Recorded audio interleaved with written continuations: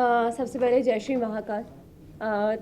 बात अगर मंजिल की ना की जाए, सफ़र की जाए, तो मैंने अपना बहुत अच्छे से प्रेजेंट किया है। जो मैं हूँ, मैंने वो लोगों के सामने आया है। तो हाँ, जब लोगों ने मेरे लिए अपनी राय बदली, वहाँ अंदर जो लोग थे उन्होंने मेरे लिए अपनी राय बदली, तो मैं विन वहीं हो गई थी।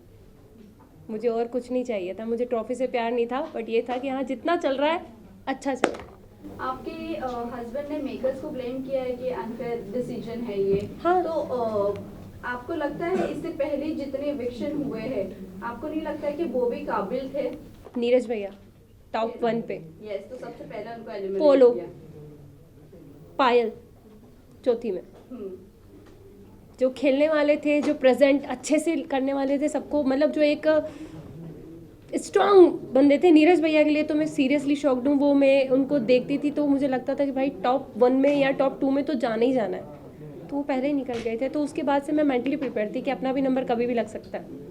चंद्रिका, आपने गेम खेली, लेकिन आपको ऐसा नहीं लगता है कि मलिक फैमिली के अराउंड ही आपका गेम घूमता रहा एंड आप इविक्ट होकर बाहर नहीं, निकल मैं गेम खेलने पे एक पॉइंट कहना चाहूँगी। मैंने गेम खेली नहीं, मैं जो थी मैं वहाँ थी। मुझे एक घर मिला था, घर के अंदर 16 लोगों से मुझे डील करना था, 16 डिफरेंट माइंड के साथ मुझे डील करना था।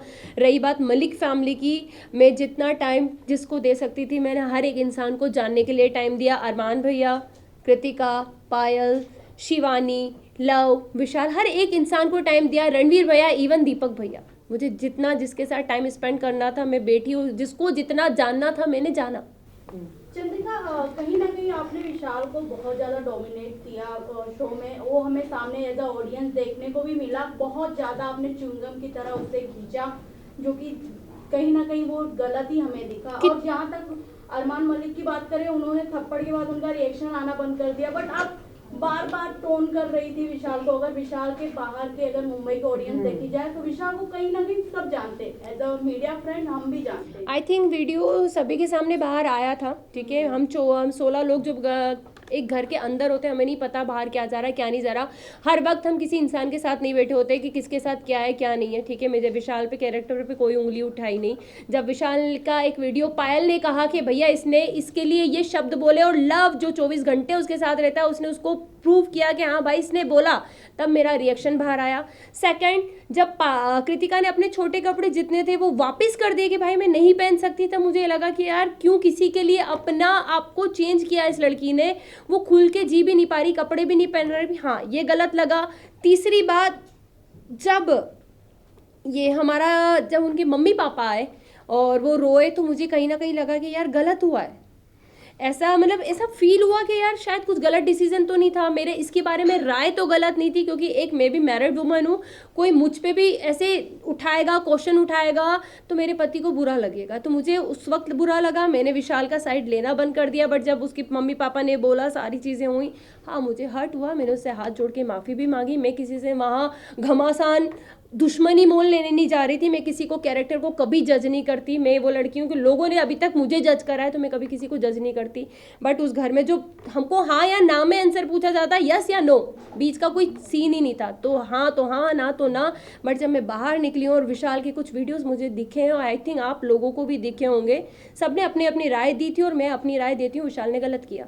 वेल, आप तो बोल रहे हो कि विशाल ने गलत किया, agree to you, but the thing is कि आपने शिवानी को जाकर कहा था, आपने शिवानी को बोलने की भी कोशिश की, आप उसके साथ सेफ कैसे फील कर सकती हो? आप सेफ फील वर्ड नहीं यूज किया मैंने। भी बोला, नहीं बोला था। एक ही सवाल है, बाहर आकर आपको अरमान मलिक के बारे में भी बहुत सारी चीजें पता चली नहीं चली। मैंने अभी तक मुझे है कि अरमान मलिक सेफ है वहाँ पर लड़कियों के लिए। एक सेकंड में आपसे बात कंप्लीट कर देना चाहती हूँ, आपका क्वेश्चन।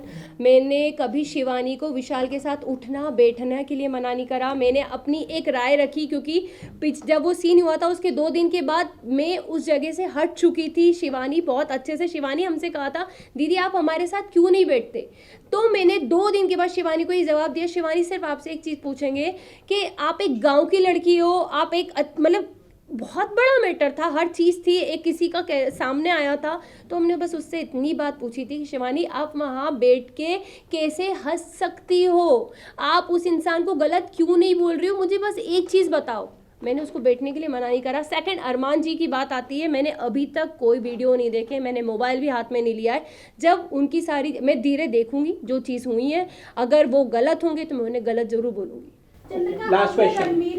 रणवीर सर की बात करें तो उन्हें भी आपने बोला था कि विशाल और रणवीर जिस तरीके से लड़कियों को देखते हैं, छोटे कपड़े पहना, हम अनकंफर्टेबल हो जाते हैं। हमने एक clip में सॉरी, देखा था। मैंने रणवीर का नाम यूज आज तक नहीं किया होगा। साई केतन के बारे में भी जब उन्होंने या। आपको मसाज ऑफर की थी, आपने उनके बारे में भी अब कुछ अलग इमेज बनाई थी अपने आप हर दिमाग जगह में। जा हाँ। रहे थे चंद्रिका अपने बारे एक में क्वेश्चन तो- करेंगे आप मुझसे, दोनों के मिक्स हो गए क्वेश्चन शायद। क्वेश्चन यही है कि आपने अभी कहा कि मैं किसी के बारे में कुछ Judgment नहीं देती, judgment right, नहीं देती। right. फिर उसी के वर्डिंग में जब आप- मसाज वाली बात आई थी, शायद मेरा कंधे पे एक नस चढ़ी थी, एक टास्क मिला था गुड्डी वाला, उसमें मैं फिसल गई थी, गिर गई थी, तो मेरे कंधे पे नस आई थी। और शायद सना सुल्तान ने उस वक्त मेरे हाथ की मसाज करी थी। सारी चीज़ें मैं बाहर घूम रही थी क्योंकि मैं दर्द बहुत ज़्यादा हो रहा था, मैं किसी को बता नहीं पा रही थी। तब साई ने मुझे कहा, चंद्रिका मैं तुम्हारे कंधे की मसाज कर देता हूँ।